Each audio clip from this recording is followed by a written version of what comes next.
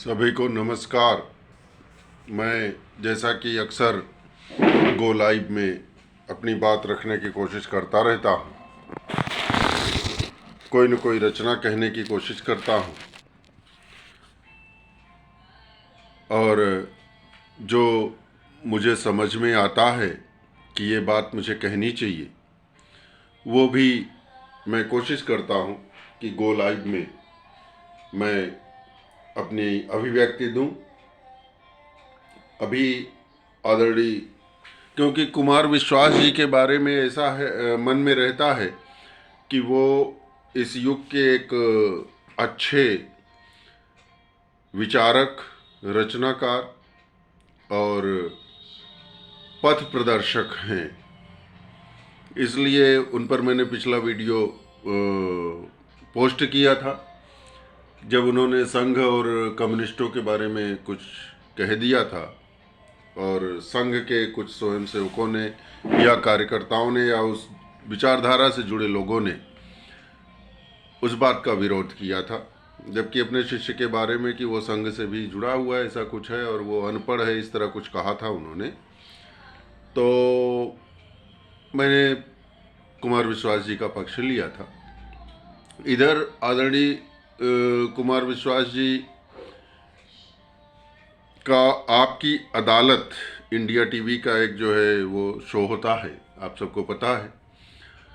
उसमें उन्होंने एक वक्तव्य दिया, रजत शर्मा जी आपकी अदालत करके एक वो चलाते हैं शो इंडिया टीवी पर, उन्हीं का संभवतः वो है ही इंडिया टीवी। तो उसमें अभी 2-4 दिन ही हुआ, संभवतः रविवार का है, वक्तव्य कुमार विश्वास जी का कि द्रौपदी का जब धृतराष्ट्र की सभा में चीरहरण हुआ था, तो ऐसा उन्होंने कुमार विश्वास जी ने बोला, मैंने उसको कई बार सुना यूट्यूब पर, कि भीष्म पितामह नहीं बोले, गुरु द्रोणाचार्य नहीं बोले उसके विरोध में, चीरहरण के विरोध में, और विदुर जी नहीं बोले। तो मुझे लगा कि ये एक गलत संदेश जा रहा है। भीष्म पितामह नहीं बोले थे, गुरु द्रोणाचार्य नहीं बोले थे, लेकिन विदुर जी महामंत्री थे और वो बहुत विरोध किए थे चीरहरण का, जुए का ही विरोध किया था उन्होंने। और यहाँ तक कहा था कि ये काला कौवा है दुर्योधन और कुल का नाश करवा देगा, और बहुत उसको दुर्योधन को भला बुरा कहा था। दुर्योधन ने भी कहा था कि जो है अगर आप हमारे चाचा ना होते, या काका क्या कहा कहते हैं उसमें कुछ, मैं तो हिंदी में पूरा महाभारत पढ़ा हूँ और लगभग मैं संस्कृत मुझे आती नहीं है, दुर्भाग्य से हम लोग का ऐसा वो रहा जो जीवन काल कि उसमें संस्कृत से तो अलग ही कर दिया गया हमारी पूरी पीढ़ी को। तो हिंदी में मैंने कई बार पढ़ा है महाभारत, हालांकि समझ नहीं पाया हूँ। वेद व्यास जी को कौन समझ सकता, मेरे जैसा साधारण बुद्धि विवेक वाला व्यक्ति तो शायद नहीं ही समझ सकता, फिर भी पढ़ा तो हूँ 2-3 बार। और B.R. चोपड़ा जी ने भी जो बनाया था महाभारत सीरियल, उसमें भी इस प्रसंग को लिया था कि विदुर जी ने, उस सीरियल में भी आप देखेंगे तो उसमें मिलेगा कि विदुर जी ने बहुत विरोध किया चीरहरण के समय, यहाँ के तक कि ये कह दिया कि जो है वो त्यागपत्र देता हूँ महामंत्री पद से, और दे भी दिया था त्यागपत्र का। युद्ध रुकेगा नहीं, भीम ने प्रण कर लिया था कि दुशासन की छाती का लहू पीऊँगा, इसकी जंघा तोड़ूंगा। दुर्योधन की सब दुनिया भर का तामझाम हुआ था। तो बाद में विदुर जी गए इनके पास, भीष्म पितामह के पास, बड़े दुखी मन से कि अब तो युद्ध टाला नहीं जा सकता। तो भीष्म पितामह जी ने विदुर से कहा, अच्छा ये एक आध वीडियो में मैंने कहा भी है कि भीष्म पितामह जी ने विदुर से कहा कि देखो विदुर, मैं इतना शक्तिशाली हूँ कि चाहता तो मिनट भर में पूरे सभागार का दृश्य बदल देता। गुरु द्रोणाचार्य भी सब पर प्रभावी हो सकते थे, वो भी बहुत शक्तिशाली हैं, धनुर्विद्या के वो आचार्य ही हैं। हम लोग नहीं बोले, तुम कौन से इतने बड़े योद्धा हो, क्या हो जो है कि एकदम से झटका खाते हुए चलते हो, तुम क्यों बोले? तुमको तो दुर्योधन चाहता तो वही नष्ट कर देता, तब तुम क्यों बोले?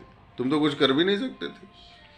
तो विदुर जी ने कहा कि भाई देखिए, मैं महामंत्री के पद पर था, और इसके अलावा भी यदि हम किसी सभा के सभासद हैं और वहाँ कुछ गलत हो रहा है, तो अगर हम उस पर बोलते नहीं, उसका विरोध नहीं करते उस गलत का, तो हम भी उस पाप के उतने ही भागीदार होते। ये विदुर जी ने जब रात में गए हैं, उसी दिन रात में गए हैं भीष्म पितामह से मिलने उनके कक्ष में, तब ये वार्तालाप है। ये भी महाभारत में है। तो आदरणीय श्रद्धेय कुमार विश्वास जी से संभवतः ये क्योंकि जब प्रवाह में व्यक्ति बोलते जाते हैं तो अक्सर ऐसा हो जाता है कि उसी प्रवाह में निकल जाए। तो यहाँ हालांकि उनका हमारा तो जो है वीडियो वगैरह संभवतः 4-6 लोग भी नहीं देखते होंगे। कुछ गो लाइव में मैंने डाले वीडियो, तो उसमें मैंने देखा कि 2K वगैरह तक पहुँच गया है। तो यही मेरे लिए उपलब्धि है। आप सबका आशीर्वाद मिलता है, आप सब इतना चाव से सुनते हैं, मेरे कर्कश स्वर को सुनते हैं, ये मेरे लिए एक बड़ी बात है।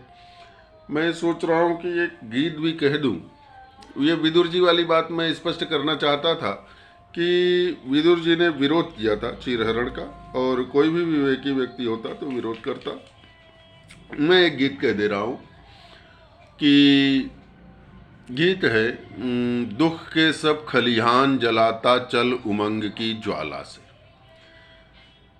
दुख के सब खलिहान जलाता चल उमंग की ज्वाला से, बीती बातें भूल अरे क्या लेना टूटी माला से।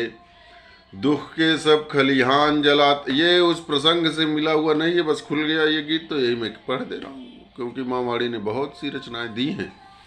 तो एक गीत कहना चाहता था, कह ही देता हूँ मैं हर वीडियो में लगभग, तो कह दे रहा हूँ कि दुख के सब खलिहान जलाता चल उमंग की ज्वाला से, बीती बातें भूल अरे क्या लेना टूटी माला से। तो वृक्षों में नव पल्लव आकर उपवन सुघर बनाते हैं, और पतझड़ों में गिरकर वो नग्न बदन कर जाते हैं। हरे भरे पत्तों पर खुश हो रोमत सूने पतझड़ पर, प्रकृति प्रस्फुटित करे नवांकुर सदा बसंती बाला से। दुख के सब खलिहान जलाता चल उमंग की ज्वाला से, बीती बातें भूल अरे क्या लेना टूटी माला से। तो मरण कहीं तो कहीं जन्म की धारा चलती रहती है। देखिए, मैं शरद मिश्रा सिंधु वकालत का कार्य करता हूँ लखनऊ में, और लखनऊ में ही रचना धर्मिता भी कर रहा हूँ, केसरिया स्वर का संपादन भी कर रहा हूँ पाक्षिक पत्रिका का। तो मैं ये गीत कह रहा हूँ कि दुख के सब खलिहान जलाता चल उमंग की ज्वाला से, बीती बातें भूल अरे क्या लेना टूटी माला से। तो मरण कहीं तो कहीं जन्म की धारा चलती रहती है, सिंधु मिलन के क्षण नवधारा गिर शिखरों से बहती है। तो मिटता कुछ भी नहीं यहाँ पर नया नहीं बनता कुछ भी, कि मिटता कुछ भी नहीं यहाँ पर नया नहीं बनता कुछ भी, मिटता कुछ भी नहीं यहाँ पर नया नहीं बनता कुछ भी।